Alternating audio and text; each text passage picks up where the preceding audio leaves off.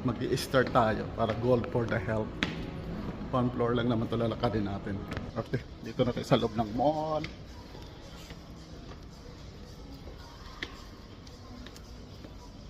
Mabuti ngayon tahimik, walang gaanong tao ngayon. No?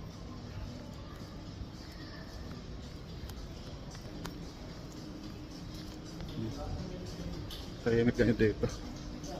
Gaano namimili. Ewan ko doon sa groceryhan kung ano. Okay. Double time tayo. Maganda kasi dito. Kasi paglabas ko ng mall, diyan ako mag-abang ng sasakyan ko na bus. Kung marami akong bibilhin, hindi na gaano magbibit-bit.